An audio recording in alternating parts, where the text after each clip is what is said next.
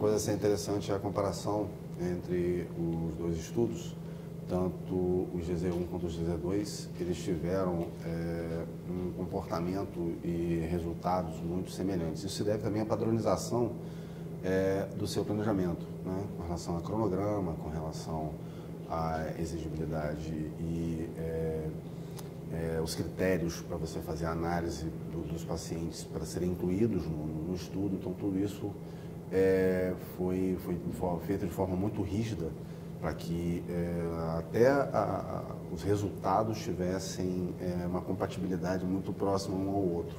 Tá? Mesmo que a análise tenha sido feita de casos moderados no GZ1, com pacientes internados, e casos leves, com a avaliação ambulatorial e domiciliar no GZ2. Né?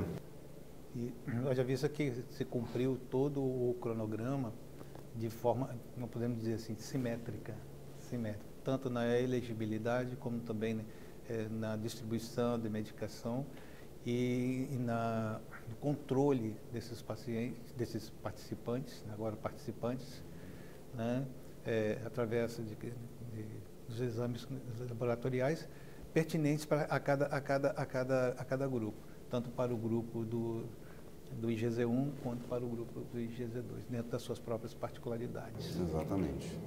E uma coisa interessante a serem notadas, principalmente a padronização do que foi adotado, principalmente entre esses dois estudos. A quantidade da medicação a ser administrada, que foi dividida em 5 mg uma vez ao dia, com relação ao padrão do tempo de tratamento, com relação ao padrão de acompanhamento, com relação ao follow-up do paciente no acompanhamento ambulatorial. Acho que tudo isso deu a fidelidade aos dois estudos de terem resultados que são muito próximos, tá? Com quadros clínicos diversos, seja o quadro moderado a grave, seja o quadro leve. E acho que muito interessante comentar com relação ao GZ2 a importância de você fazer a utilização da medicação, e isso era uma pergunta que a população acho que mundial queria alguma resposta nesse sentido, de você utilizar no início dos sintomas. Né? Você tem agora um estudo que mostra a eficácia da utilização da medicação no início dos sintomas. E graças à pesquisa através do PCR quantitativo, porque o primeiro estudo que foi feito o PCR qualitativo. Então você sabia se ele era positivo ou se ele era negativo para o Covid, mas você não tinha como quantificar, né?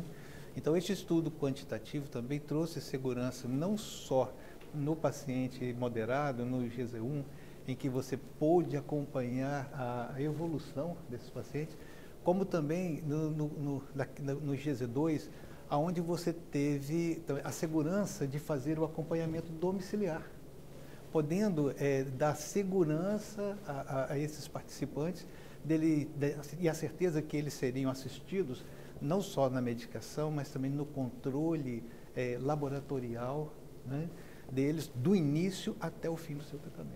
Sem sombra de dúvida. Chega a dizer, inclusive, que esses dois estudos eles acabaram se encaixando e se complementaram, pegando pacientes desde casos leves com acompanhamento domiciliar até pacientes com quadros moderados a graves que tinham algumas complicações até de evolução para terapia intensiva. Então, pegou uma gama de sintomas no espectro de sintomas do SARS-CoV-2 muito grande. Então, assim, isso aumentou mais ainda a representatividade da melhora clínica com aziludine, né? Pegando pacientes desde quadros leves a quadros moderados a graves, como também, como a gente já tinha verificado na análise dos estudos, tanto do GZ1 quanto do GZ2, com relação ao espectro de cepas presentes na população. Então, assim, ele mostra a importância da medicação, tanto no espectro clínico, ou seja, ele é importante no tratamento de pacientes moderados, leves a moderados a graves, mas também mostra também a eficácia da medicação com o espectro de cepas presentes na população. Inclusive, com essa avaliação quantitativa, você pode dar segurança para a população por causa da questão vamos dizer assim, da agressividade ou índice de virulência de cada cepa. Exatamente. De cada cepa. Exatamente. Então, não importava qual era a cepa, se era a Ômicron, se era a Delta, não é? com esse acompanhamento, você pôde dar segurança e ter segurança de acompanhar todo esse estudo, dando o melhor para o participante. Uma coisa interessante também, que mostra a padronização e, por consequência, a necessidade de ter uma fidelidade, de uma representatividade correta, tá, em qualquer tipo de análise estatística, em qualquer tipo de análise científica, é a reprodutibilidade dos estudos. Então, você teve o mesmo estudo feito em 2020 na China, tá, o IGZ-1 realizado no Brasil e o IGZ-2 também realizado no Brasil em 2022, então 2020, 21, 22, mas os três respeitando protocolos muito semelhantes, respeitando a mesma dose da medicação, a Azivudine, tá? De diferencial aí, e aí a gente vai ter que puxar realmente a brasa para a nossa sardinha com relação ao DDPCR, que é um diferencial ao... Foi um grande diferencial. Que foi um grande diferencial. Porque ele vai nos dar uma quantificação. Perfeito. Ele vai quantificar, então ele já tem um pouco mais de fidelidade com relação à reprodução dos dados, com relação à fidelidade dos dados, uma vez que você tem a análise quantitativa do real da carga viral em relação aos pacientes, com acompanhamento tanto da evolução clínica, fazendo um paralelo de carga viral com evolução clínica, quanto do desfecho de cura. O RT-PCR é uma quantificação por cálculo, mas o DD digital, né, DD-PCR digital, ele é uma quantificação real. Direta. Exatamente. Então isso é um diferencial. É um grande diferencial. Apesar dos três estudos terem a mesma linha de raciocínio, o mesmo escopo, mas uma análise brasileira teve um pouco mais de detalhamento com a utilização do DD-PCR. O fluxograma, desde dos critérios e protocolos de seleção dos pacientes, utilizando aí os princípios de exclusão e de inclusão para o estudo, idades acima de 18 anos, etc., foram semelhantes entre ambos, né? Só a única diferenciação as peculiaridades da necessidade do casos mais moderados da internação e do ambulatorial ou do domiciliar, com suas particularidades. Com a sua particularidade, um acompanhamento tanto ambulatorial quanto um acompanhamento domiciliar, que era uma das principais solicitações da população e das autoridades sanitárias, você ter alguma medicação que conseguisse ser utilizada na fase mais inicial da doença. Exatamente. Nós tivemos assim, vamos dizer assim, uma quebrazinha do protocolo, no caso do IGZ-2, foi no tocante às visitas domiciliares, que estavam previstas pelo protocolo para que fossem feitas em 48 e 48 horas. Mas nós optamos em fazê-las de 24 em 24 horas, no sentido de assistir e dar segurança para o participante no tocante ao seu medo, ao seu anseio em relação às cepas ou à efetividade das cepas. E até com relação à segurança da utilização da medicação, que é uma medicação experimental para essa finalidade, apesar de já ter um conhecimento. Até então desconhecida para nós. Exatamente. Então, assim, a segurança dessa medicação foi um dos pontos, a tolerabilidade, a segurança na utilização, a facilidade na utilização, que facilita muito a aderência ao tratamento. Sim. Não tem necessidade de ser droga injetável, não tem necessidade de ser uma coisa ser administrada a nível hospitalar. O fato de toda essa facilidade, não ter complicações, não ter eventos adversos graves relacionados à medicação, facilidade na tomada, uma meia-vida da droga com uma posologia muito fácil, que facilita a aderência. Para a saúde pública, eu acho que não tem medicação talvez com uma aderência teria uma aderência tão fácil quanto a Azivudine. Isso é mais um dado diferencial para mostrar a segurança da medicação frente à patologia. No caso do IGZ-2, nós colocamos ali que nós tivemos uma ocorrência grave, mas foi tocante a uma participante que foi detectada uma gravidez, né? Então, como é protocolo, nós colocamos ela como um advento grave, mas só lembrando aqui que isso aconteceu, a gravidez dela aconteceu 45 dias depois do término do tratamento. Então, não foi durante o tratamento, né? Não foi depois do término, mas nós achamos prudente colocar ali como um advento grave. Isso eu só acho que isso acaba só reforçando no IgZ2, primeiro, a eficácia da dose Budine versus placebo para a progressão da doença. Então, assim, você não progride o paciente para a fase moderada necessitando de internação. Primeiro ponto que já, de antemão, apesar da gente ter necessidade de um estudo mais aprofundado, de análise estatística mais elaborada, mas o fato de você não ter tido nenhum paciente com evento adverso no IgZ2, ele não progrediu para intubação, não progrediu para internação hospitalar, isso já mostra uma eficiência do medicamento extremamente elevada. Eu acho que no IgZ1 a gente já tinha tido esse tipo de reflexo quando o paciente de moderado a grave dentro da internação hospitalar, utilizando a medicação, apenas 3,88% acabaram evoluindo com evento adverso grave com necessidade de intubação e ventilação mecânica. A mesma época, um corte feito na população brasileira com pacientes internos, com o mesmo perfil, internados, quadro moderado a grave, cerca de 50% estava evoluindo para ventilação mecânica invasiva com complicações de óbito. Então, assim, essa redução significativa de complicações, de eventos adversos relacionados à doença, mostra a eficácia da medicação frente ao placebo e, principalmente, a presença de eventos adversos que não estão relacionados à medicação mostra a segurança da medicação do tratamento. Com relação aos eventos adversos, né, o que foram mais observados foi a cefaleia, a tontura, aí o aumento do TGO, do TGP, vou falar de forma bem simples, o aumento e também teve diminuição da gama-globulina, né, não, esses eventos, eles são comuns a todos os medicamentos antirretrovirais. E até em estudos prévios do próprio Azigudine já existia, em estudos em outras patologias, no tratamento, por exemplo, do HIV, já existia o relato e o conhecimento de que essa medicação poderia tocar a função renal, a função hepática, sem complicações. E isso acabou sendo reproduzido no estudo. A maior parte dos pacientes utilizou de forma segura, uma elevação das enzimas hepáticas, porém, sem nenhuma complicação, sem nenhum tipo de piora. E com remissão rápida, né? Exatamente. Até pela minha vida da droga, pela excreção rápida da via renal, essa medicação, teoricamente, mais motivo para mostrar sua segurança. Uma vez interrompida a utilização por qualquer complicação, em pouco tempo ela já está fora do organismo e mostrando mais um dado de segurança, né, para a utilização da medicação.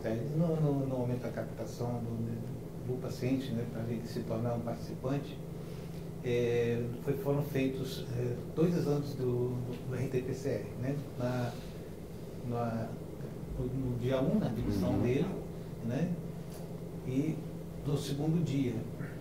E por análise você pode ver que isso nunca tinha sido feito antes, né? Isso nunca tinha feito antes. E o RT-PCR simples só daria o resultado positivo ou negativo. Sim. E fazendo essa análise desses 2 exames feitos, você tem como saber se a captação desse paciente para ele se tornar um participante do estudo, se estava na fase inicial, se já estava na fase de elevação, se já estava na fase de declínio, ou se já estava na fase já sem o vírus, né? Então isso contribui muito também para o prognóstico, vamos dizer assim. Prognóstico para o manejo clínico, né? Quando começar o tratamento, se vai começar o tratamento clínico. Então, assim, o estudo mostra dados não só com relação à efetividade da utilização da medicação e com relação à segurança da utilização da medicação, mas também para qualquer tipo de tratamento que vai ser dado ao paciente do SARS-CoV-2, a evolução clínica desse paciente durante esse período. Né? A gente tem muito dado estatístico que mostra a evolução, a carga viral, em que momento começar, em que momento você vai interromper. Acho que isso trouxe mais informação a respeito disso. Uma outra informação também acho que ficou importante ser levada em consideração, e aí é mais um dado do estudo, e que começa a cair alguns protocolos que tinham sido estabelecidos no ápice da pandemia com relação à utilização de protocolos de isolamento na faixa aí de 7 a 10 dias após os sintomas, por conta de você não ter mais a infectividade.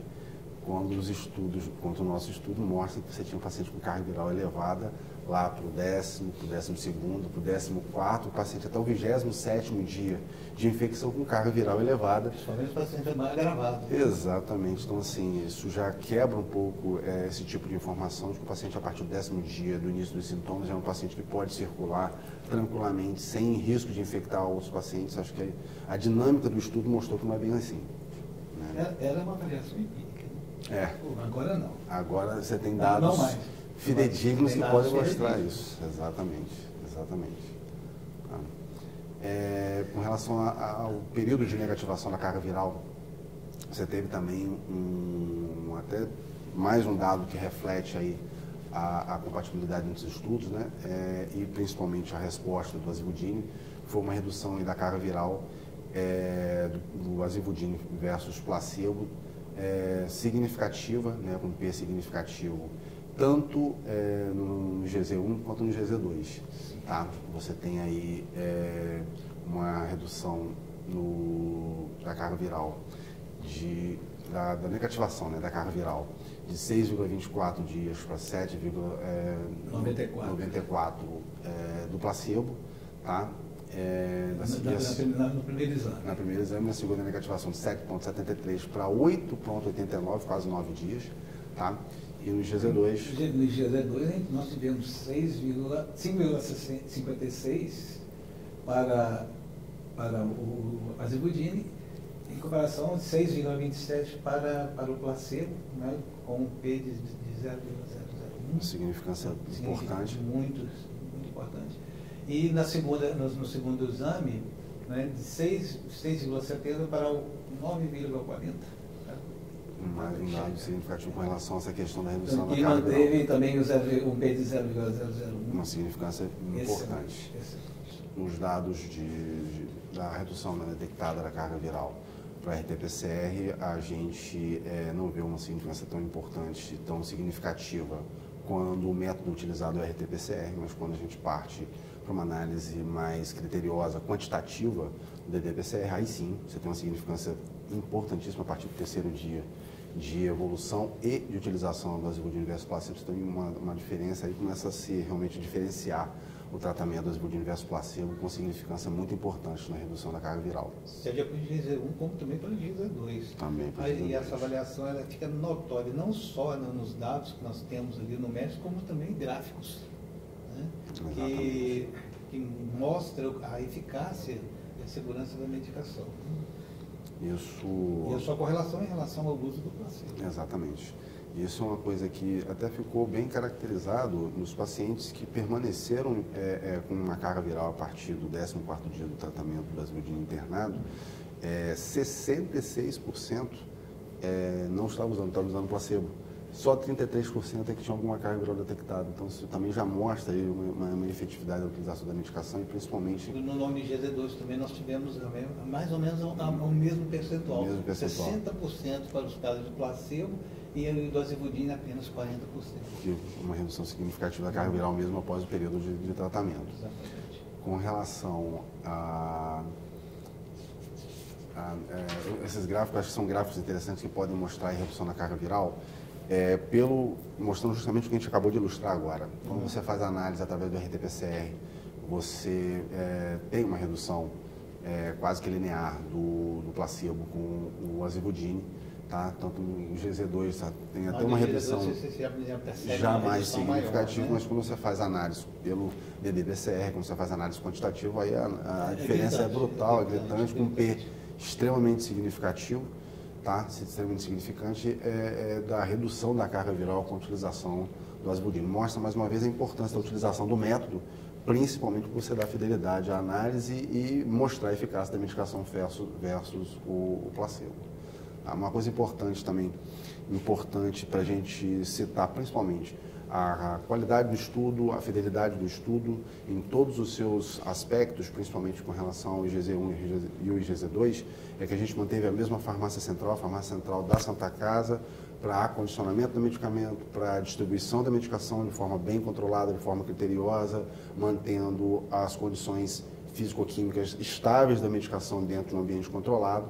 tá? E principalmente você tem um centro de referência para tratamento das complicações, caso houvesse a necessidade. Graças a Deus o estudo mostrou que não havia nenhum tipo de necessidade. No GZ2, quando você tem um evento adverso, zero.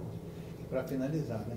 O cumprimento total do protocolo. Exatamente. Sem nenhum... Os critérios, quando a gente é chato, é enjoado, a gente exigir que as coisas sejam feitas de maneira correta, isso só se reflete na fidelidade do estudo, quando você na qualidade do estudo e principalmente na qualidade do resultado final de um estudo como esse.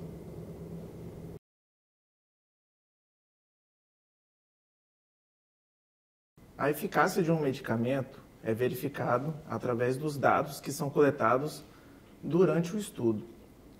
Uma vez que o estudo, a eficácia do medicamento é verificada através dos dados, a gestão da qualidade de dados ela era feita diariamente. Todos os dados clínicos dos pacientes, tanto do IgZ1 quanto do IgZ2, foram coletados em fichas clínicas. Essas fichas clínicas elas seguiam para analistas de dados que faziam a verificação de todos os dados clínicos que estavam nessas fichas. Se tivesse alguma discrepância ou algum dado que foi colocado de maneira errada, era comunicado à equipe clínica e isso era corrigido. Esses dados também, uma vez verificados, eles eram inseridos no sistema que foi utilizado no estudo. Da mesma forma, uma vez que essas análises clínicas eram feitas diariamente, os exames laboratoriais eram colhidos e analisados a cada 48 horas. Essas mesmas analistas de sistema faziam a verificação junto ao laboratório de todos os exames que eram realizados durante o estudo. Esses exames eram compilados, analisados e uma vez que verificado que todos tinham sido liberados corretamente pelo laboratório, eram inseridos no sistema da mesma forma. Uma vez que esses exames eram inseridos no sistema, os subinvestigadores e o investigador principal faziam a avaliação desses exames e avaliavam os eventos adversos relacionados aos pacientes, aos participantes de pesquisa. Esses eventos adversos eram compilados e avaliados diariamente, fazendo acompanhamento de cada evento adverso que, porventura, ocorresse durante o estudo. Uma vez que concluídas essas fichas, verificadas e estivesse tudo certo, elas eram assinadas, conferidas e arquivadas no arquivo de cada participante. Durante o estudo, nós também fizemos reuniões junto ao Comitê Independente de Segurança de Dados. O comitê, como parte integral do estudo e que faz avaliação da segurança no decorrer do estudo, fazia petições junto à equipe técnica de gestão de qualidade de dados em relação ao banco de dados de completude dos dados, para verificar quanto de cada exame que foi realizado, se estavam sendo feitos os exames de segmento corretamente, assim como verificar possíveis eventos adversos ou conduções erradas do estudo. Logo, esses relatórios foram feitos, entregues e avaliados por esse comitê. Esse comitê independente de segurança também faziam ajustes em relação à extração dos dados, análises estatísticas que porventura pudessem ser realizadas, e tudo isso de forma que fosse acatado pela equipe de gestão do estudo. Foram realizados todos os pedidos do Comitê de Segurança, absolutamente todos. Ao fim do estudo, o banco de dados, como ele foi verificado seguidamente, várias vezes pela nossa equipe, esse banco de dados ele foi fechado para a avaliação das análises estatísticas pelo estatístico do estudo. Uma vez que esse banco de dados é fechado, ele não ocorre mais nenhuma alteração, nenhuma correção e nenhuma outra modificação em nenhum dos dados, desde o fechamento do banco de dados.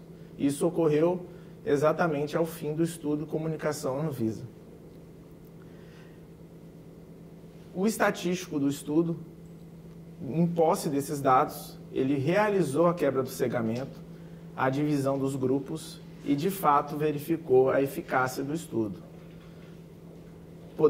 Pode-se garantir que o estudo ele foi conduzido corretamente em relação aos dados e da maneira a obter, de forma mais fidedigna, todos os dados para a verificação da eficácia do medicamento em estudo.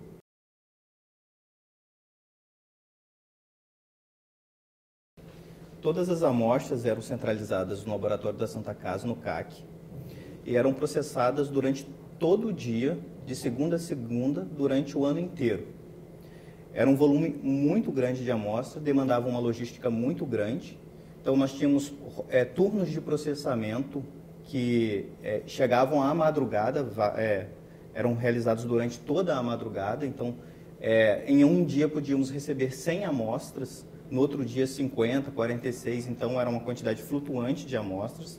Durante a noite era feita uma análise qualitativa, era feita uma estimativa da carga viral sim por RT-PCR, através de uma curva padrão, mas a análise absoluta por ddPCR era feita durante o dia. A técnica por ddPCR ela é inovadora, então nós precisamos fazer uma capacitação técnica por 3 semanas. Nós fizemos isso por videoconferência com o fabricante do equipamento. Então, fizemos 32 corridas pilotos antes de iniciarmos o processamento propriamente dito com as amostras do estudo.